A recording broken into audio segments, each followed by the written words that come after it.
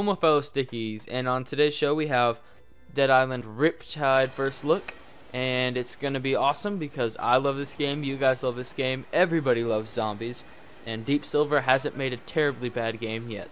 So anyway, continuing on, this video, okay, so something, just a disclaimer I guess.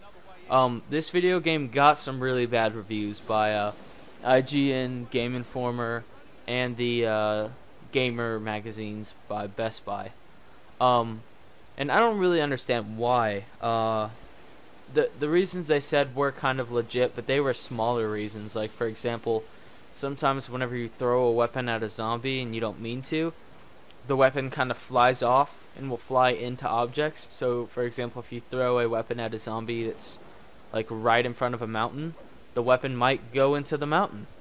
But you're not supposed to be throwing, you know, your most crucial melee weapon.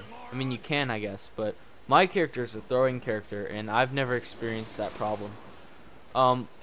They also complained about how at the very beginning of the game, which is what I'm going through right now, once you actually get to the island, you get shipwrecked, and then you don't have any of the weapons or guns or anything that you got on the ship. And, you know, I thought that was kind of dumb too, but, you know, it made sense in a way. You know, that the fact that it's kind of a tutorial at the very beginning of the game. It's not a, you know, it's not actually a main part of the game.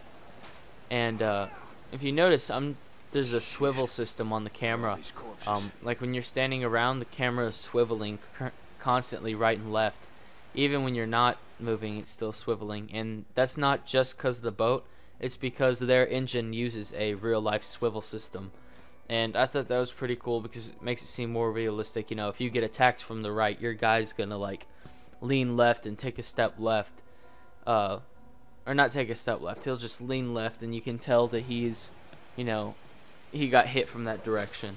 And you know, I thought that was cool, especially the throwing system. That you can throw any weapon except for, you know, guns. I think is the only weapon that you can't throw.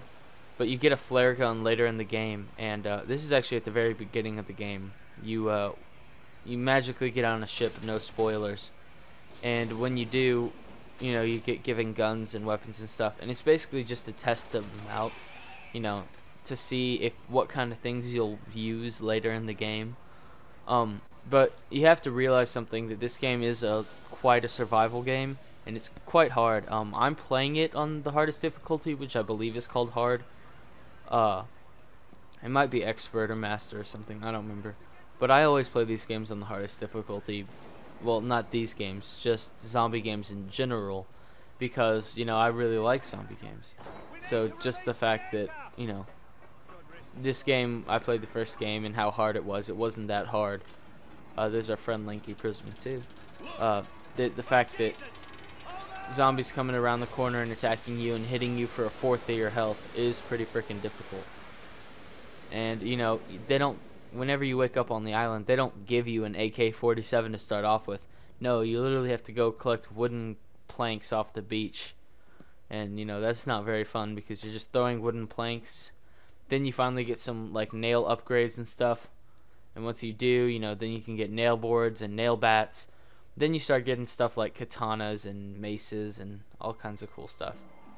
At the very beginning of this game, you see me, or not the beginning of this game, after the tutorial part, after you get off the ship, you wake up on a beach, and this is sort of spoilers, so I mean, if you haven't played the game, you should probably stop watching, but it's not very much. So spoilers alert. You wake up on the beach to find a lady, and she tells you to go to a tree house, and she's not immune, but she hasn't ever been bitten, so we don't know if she's immune or not. But I guess you don't really know if anybody's immune until they've been bitten.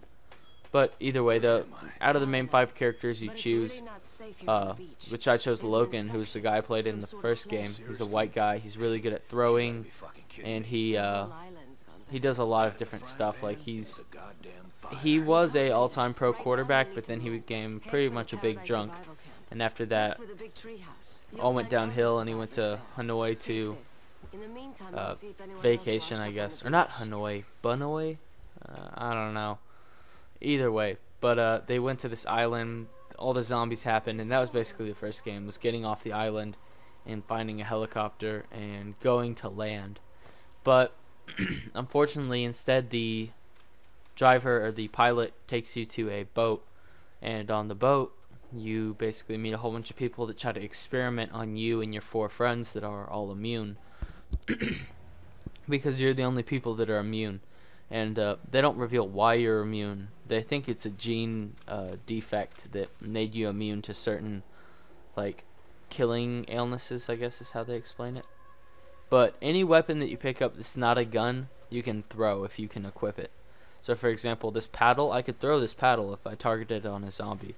And the targeting system is actually quite fantastic. You know, all you have to do is hold down LT and it locks onto him if you're within like 2 inches on the screen. So it's not really a soft locking system, it's more of a medium locking system.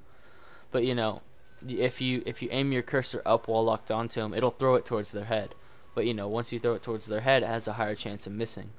And in the top left corner of your health bar, whenever you die, you come back with 3 extra meters, but they slowly drain away. So you'll come back exactly or almost exactly to where you died. And after that, you know, you have 30 or so seconds to kill the zombies, get out of it, whatever. If any of you guys have played Dead Island Riptide, there's a I've heard of a glitch in it where you can actually become a zombie, and it was actually meant to be a real glitch. Or not a glitch, a real thing, but I don't know about that. In this shack right here, I couldn't figure out how to get into the shack. I already had lockpicking 1 picked out of my perks, which I might actually make a video later showing my perk system for this because I thought it was pretty neat. And like, there's not a doorway or anything in there, and I believe that's a living zombie, and you can't cut down those planks. So I walk all the way around it and go all the way around the side, no doors, no doors. That door won't open, and I tried to knife it, but I couldn't figure out what it was. So I come back to it later, a couple hours later, and it was open. So my question is, why wasn't it open at the very beginning of the game? But you know, that was just something. So I don't know if that was intentional or not. I also tried to climb under the porch to get into it, but there was no entrance from under the porch, or under the whatever, little dock, whatever you want to call it. One thing about this game is that it's fantastic, and it's on a island. So I mean, besides Far Cry and you know maybe Crysis, we don't get to see as gamers a whole bunch of island environments. I mean, unless you play surfing games or something. But you know, all of them are fake, and the whole game's not based in a island environment. And I don't think you're in Hawaii, the Hawaii area. I think you're like, I'd like to say you're in the Caribbean or maybe Indonesia. But either way, the game is set on, you know, the first game is set on an island, and so is the second game. So I mean, it never gets annoying. It just gets really, you know, nice to be able to be on an island, and you know that it's not like endless content to go to. Some people like that, but the endless content isn't what, you know, this game was made for. You know, there's endless zombies. The game is supposed to have a, you know, definable set where it's supposed to be, and not, you know, craziness, just thousands of zombies, thousands of miles. You know, some people like that, but I don't think people realize, you know, how much effort it takes to make a giant game like Skyrim, especially with zombies. Like, that'd be extremely difficult. And but this game wasn't meant to be a huge open world. It was meant to be semi-open world, you know. And you know, there's a whole storyline, and you have to follow certain things. You can go where you want, but there are certain like locks, I guess per se, that you can go on and help with. You know, you have to do quests to go on to the next lock or whatever. The cutscenes replace the loading screens. There are no loading screens except for like very big parts of the game, like where you'll go to a next island on the game. But I've noticed in single player, you know, you can pause the game, but it's actually extremely easy to join multiplayer, and all you have to do is click left on the D-pad, and once you click left on the D-pad, it's all uphill from there. You literally join the person that's nearest to you, storyline level wise, and you know, zombies are rounded up or down towards a medium level that you guys are.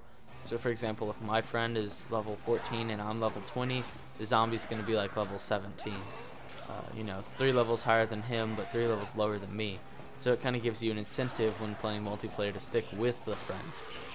Also, the supplies, like if there's a roll of duct tape, I can loot the duct tape and he can loot the duct tape. It's not like World of Warcraft where people can ninja and only one of the item drops. No, there's an item for everybody. So, you know, a little bit like Guild Wars 2. When I was first playing this game, Dead Island 1, you know, I was so psyched about zombie games, and I'd worked up a whole bunch of cash to get the game, and then I went to the store and there was only one left, and I didn't pre-order it because I didn't think it'd be that cool. But I did end up getting it the day after the release because there was only one of them left at Super Walmart or whatever, Super Target. There's only one of them, and they didn't have any more at GameStop because people didn't expect it to be such a big game, because Quicksilver has had made hits in the past, but not that, you know, too terribly big.